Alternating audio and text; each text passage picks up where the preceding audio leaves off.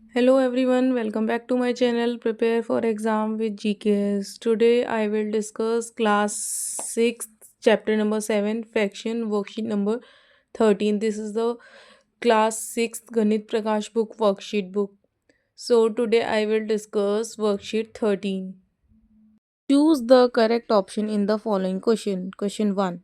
I am an improper fraction. My denominator is always dash the numerator. यहाँ पे improper fraction बोला गया है. इम्प्रॉपर फ्रैक्शन क्या होता है? न्यूमरेटर बड़ा, डिनोमिनेटर छोटा. सो डिनोमिनेटर हमेशा क्या होगा? छोटा. So option B is correct. Denominator is always smaller than numerator. Next question number 2. Which option gives an equivalent fraction of 13/25? So equivalent fraction निकालने के लिए हमारे पास दो तरीके होते हैं. या तो हम सिंपलेस्ट कर लें या तो हम क्रॉस मल्टीप्लाई कर लें. आप किसी भी तरीके से देख सकते हैं. यहाँ पे हमारा जो ऑप्शन आएगा वो ऑप्शन सी होगा, क्योंकि अगर हम इसे सिंपलेस्ट करेंगे तो हमें 13/25 ही मिलेगा. और अगर आप क्रॉस मल्टीप्लाई करना चाहते हैं तो 13 और 200 को मल्टीप्लाई कर लें. 25 एंड 156 को मल्टीप्लाई करके देख लें. दोनों इक्वल आने चाहिए, तभी वो इक्विवेलेंट फ्रैक्शन माने जाएंगे. Next question number 3. Which is the fractional form of 3/14? 3/14 का मतलब है 3/14. So option B is correct. Fill in the blanks. The fraction with the same denominator are dash. Blanks जिनके डिनोमिनेटर सेम होते हैं, so answer उन्हें बोलते हैं हम लाइक फ्रैक्शंस. सो आंसर हो जाएगा like fraction. Question number 5. 19/20 is greater than by 2/20. So 19/20 और 2/20 को हम माइनस कर देंगे. सो हमें आंसर मिल जाएगा 17/20. 19 - 2 is 17. Next question number 6. 14/9 minus dash upon में 9 इज इक्वल्स टू 4/9. सो 14 में से क्या माइनस करें कि हमारा 4 आ जाए, तो आंसर हो जाएगा 10. 14 - 10 is equals to 4. So answer is 10. Next, reduce the fraction to the lowest term. इसको हमें लोएस्ट टर्म में कन्वर्ट करना है. सो इसको हमें सिंप्लीफाई करना है. सिंपलेस्ट करने के लिए हमें पता है क्या करना होता है. 84/56 को अगर हम सिंपलेस्ट करेंगे तो ये दोनों नंबर हमारे टू की टेबल में आता है. सो अगर मैं इसे पहले 2 से डिवाइड करती हूँ तो मुझे मिलेगा 42/28. इसको दोबारा से मैं अगर 2 से ही सिंपलेस्ट करूँगी तो मुझे मिलेगा 21/14. अब ये दोनों नंबर को मैं 7 से सिंपलेस्ट कर रही हूँ. सो 7 से करूँगी तो मुझे मिलेगा 3/2. सो आंसर फर्स्ट पार्ट का हो जाएगा 3/2. नेक्स्ट हमें बी बोला है 162/108. अब इसे भी मैं इसी तरीके से करूँगी. पहले मैं 2 से सिंपलेस्ट कर रही हूँ. 2 से सिंपलेस्ट करूँगी तो मुझे मिलेगा 81/54. देन मैं इसको 9 से सिंपलेस्ट कर रही हूँ, क्योंकि ये दोनों नंबर मुझे ईजिली 9 की टेबल में मिल जाएंगे. 9 टाइम्स में आता है और ये 6 टाइम्स में आता है. देन इसको मैं 3 से सिंपलेस्ट कर रही हूँ. 3 से सिंपलेस्ट करने के बाद मुझे ये 3/2 मिलेगा. अब ये आगे और सिंपलेस्ट नहीं हो सकता, इसलिए इसका आंसर हो जाएगा 3/2. Next question number 8. Find the perimeter of the square park if side is 3/14 kilometre. So यहाँ पे हमें पेरीमीटर निकालना है स्क्वायर का. स्क्वायर शेप है, so square perimeter of square क्या होता है? 4 मल्टीप्लाई साइड. तो सबसे पहले हम फॉर्मूला लगा देंगे. Perimeter of square is equals to 4 multiply side. तो साइड हमें दी हुई है 3/14. ठीक है. सो 3/14 को अगर हम सिंपलेस्ट करेंगे, मल्टीप्लाई करेंगे, सो हमें मिल जाएगा 6/7. सो आंसर हो जाएगा 6/7 kilometre. Move on to the next question. Question number 9. Add 2 5/6 and 1 7/6. So अगर हमें इसे ऐड करना है तो ये ऐड करने के लिए सबसे पहले हमें मिक्स फ्रैक्शन से इम्प्रॉपर में चेंज करना पड़ेगा. इम्प्रॉपर में चेंज करने के लिए आपको पता है इन दोनों को हम मल्टीप्लाई कर देते हैं. जो आंसर आएगा फिर उसको हम देन ऐड कर देते हैं. सो हमें फर्स्ट फ्रैक्शन का मिल जाएगा 6 2 12. 12 + 5 17. 17/6 प्लस इसी तरीके से हम इसको चेंज कर लेंगे, हमारा मिल जाएगा 13/6। अब इन दोनों को अगर हम ऐड कर देंगे तो हमें मिलेगा 30/6 है। अब अगर हम इसको सिंपलेस्ट करेंगे तो हमें मिलेगा 5। सो आंसर हो जाएगा 5। नेक्स्ट सब्ट्रैक्ट करना है हमें 2 5/7 फ्रॉम 3 7/5। तो पहले ये नंबर लिखा जाएगा क्योंकि इसमें से इसे सब्ट्रैक्ट करना है। सब्ट्रैक्ट करते समय हमेशा इस बात को ध्यान रखें। अगर हम इसको पहले लिखेंगे 3 7/5 माइनस 2 5/3। सो जब हम इसको चेंज करेंगे इम्प्रॉपर फ्रैक्शन में, सो 3 5 15, 15 + 7 हमारा हो जाएगा 22/5 माइनस 3 2 6, 6 + 5 11।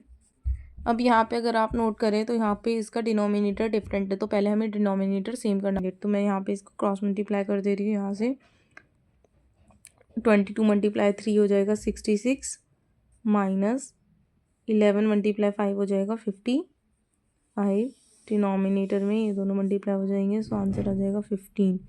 अब अगर हम इन दोनों को माइनस करेंगे तो हमें मिलेगा 11/15। So 11/15 is the answer. Question number 10. Find the number of the whole unit in the following fraction. So यहाँ पे हमें इसकी whole unit बतानी है। तो ये इनडायरेक्ट वे में हमें मिक्स फ्रैक्शन में चेंज करने को बोले जा रहा है क्वेश्चन को। 9/4 को हम मिक्स फ्रैक्शन में चेंज करेंगे। मिक्स फ्रैक्शन में सबको चेंज करना आता होगा। यहाँ पे हम इसको ऐसे डिवाइड कर लेते हैं। डिवाइड करके हमें जो आंसर मिलता है क्वेश्चन में वो हमारा होल नंबर होता है। सो यहाँ पे 2 1/4 ये आंसर बनेगा। तो होल यूनिट पूछिए यहाँ पे, find the number of whole unit. तो होल यूनिट कितनी है इसमें 2। सो आंसर हो जाएगा हमारा 2। सिमिलरली हम बाकी बचे हुए पार्ट्स का भी मिक्स फ्रैक्शन में चेंज कर देंगे और उसका हम होल नंबर्स लिख लेंगे। अगर हम 13/5 का मिक्स फ्रैक्शन में चेंज करेंगे तो हमें मिलेगा 2 3/5। तो इसकी होल यूनिट हो जाएगी 2। लास्ट पार्ट 24/7 को अगर हम मिक्स फ्रैक्शन में चेंज करेंगे तो हमें मिलेगा 3 3/7। तो इसका होल यूनिट हो जाएगा 3। Draw the length of the following fractions. तो नंबर लाइन बनाने के लिए हमारे पास बहुत इजी मेथड बता रही हूँ मैं आपको। सिंपल आपको एक नंबर लाइन बनानी है। नंबर लाइन जैसे कि आपको दिख रहा होगा, मैंने नंबर लाइन बना ली है। नंबर लाइन बनाने के बाद मैं इसमें मार्किंग कर दूंगी। 0 से स्टार्ट करेंगे। 1 2 3 4 5 6 7 8। आप और आगे भी इंक्रीज़ कर सकते हैं नंबर लाइन को, कितना भी कोई ज़रूरी नहीं है 8 तक ही बनाना है। अब यहाँ पे मुझे 3/8 शो करना है, तो सबके डिनोमिनेटर में मैं 8 पुट कर दूँगी। तो यहाँ पे आपको 3/8 क्लियरली दिख रहा होगा कि हमारा ये वाली जो यूनिट है वो 3/8 है। तो यहाँ पे ये पॉइंट आपका 3/8 यूनिट को शो कर रहा है। यहाँ पे आपको ऐसे सर्कल बना देना है जिससे कि आप बता पाएँ कि ये 3/8 का नंबर लाइन है। आपके लिए मैंने नंबर लाइन सारी बना दी हैं बिल्कुल एकदम सिंपलेस्ट फॉर्म में। नॉर्मल एक लाइन खींची, 0 से एंड 7 तक नंबर डाले, आप कितने भी 10 तक डाल सकते हैं। फिर मेरे को 1/2 बनाना था तो मैंने डिनोमिनेटर में सबके 2 लिख दिया और 1/2 को मार्क कर दिया जो कि ये 1/2 को रिफ्लेक्ट कर रहा है। देन मुझे 7/4 की नंबर लाइन बनानी थी, तो नॉर्मल एक नंबर लाइन खींची। नंबर लाइन जब भी आप ड्रॉ करें तो सबसे पहले इसमें एक ध्यान रखें कि जो स्केल लेना है 1 सेंटीमीटर का ही लें। इक्वल गैपिंग होना चाहिए हमारा इसमें। Our next question is assertion reason based question. So options are here. Let's read first assertion reason question number 12. Assertion is 2/7 is an improper fraction and reason is in an improper fraction the numerator is greater than the denominator. So अगर हम assertion की बात करें तो वो गलत दिया हुआ है क्योंकि 2/7 is not a improper fraction, it's a proper fraction. improper fraction वो होता है जिसका न्यूमरेटर बड़ा होता है। सो assertion तो गलत है। Reason an improper fraction the numerator is greater than the denominator. So numerator जो होता है बड़ा होता है डिनोमिनेटर से इम्प्रॉपर फ्रैक्शन में, ये बिल्कुल करेक्ट है। So option D is correct. A is not correct but R is correct. Option D हो जाएगा इसका। Next question number 13. Assertion a unit fraction is the reciprocal of positive integer and reason is 1/4 is the unit fraction. So assertion में बोला जा रहा है unit fraction वो reciprocal होता है पॉजिटिव इंटीजर का. पॉजिटिव इंटीजर क्या होता है 2 3 4 5 ये हमारे पॉजिटिव इंटीजर होते हैं.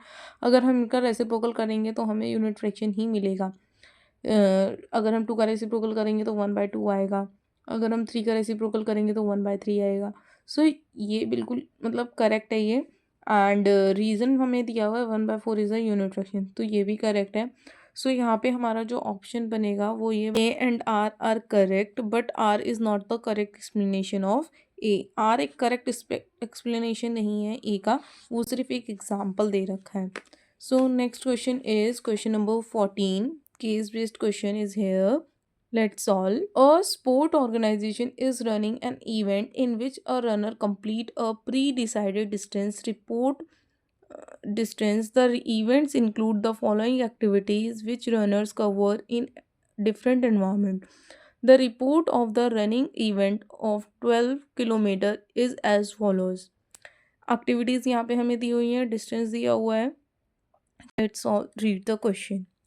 What fraction of total distance is mud run? Mud run में अगर हम देखें तो कितना रन कर रहे हैं वो मड रन में अगर हम देखें तो 1 है और टोटल डिस्टेंस कितना है इसका 12 किलोमीटर. सो इसका फ्रैक्शन क्या हो जाएगा हमारा 1/12 kilometre. So fraction of total distance is mud run is 1/12 kilometre.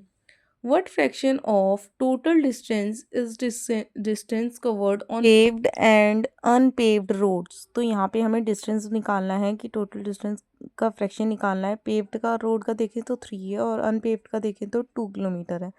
So total paved और अनपेव्ड का दोनों का मिला के डिस्टेंस कवर हो जाएगा हमारा 3 + 2 5 किलोमीटर. सो जो फ्रैक्शन बनेगा वो हमारा बन जाएगा 5/12 क्योंकि टोटल डिस्टेंस हमें 12 किलोमीटर दिया हुआ है. Next, part C. Sam says by running through woods and climbing through hills, half of the distance can be covered. Is Sam correct? How would you reach the conclusion? So Sam बोल रहा है कि अगर हम running through would करते हैं और hill climb करते हैं तो हम हाफ डिस्टेंस पे पहुंच जाते हैं, हाफ डिस्टेंस कवर कर लेते हैं. तो अब पहले देखते हैं कि रनिंग इन वुड्स कितना डिस्टेंस कवर किया गया है और हिल क्लाइंबिंग कितना किया गया है. तो रनिंग इन वुड्स 2 किलोमीटर दिया हुआ है और हिल क्लाइंबिंग हमें 3 किलोमीटर दिया हुआ है. सो अगर हम इन दोनों का पहले टोटल करें तो आएगा वो 5. 3 + 2 5. Now calculate the total distance. Half of the total distance covered, half आ जाएगा हमारा 6 किलोमीटर. सो यहाँ पे सैम बिल्कुल इनकरेक्ट है.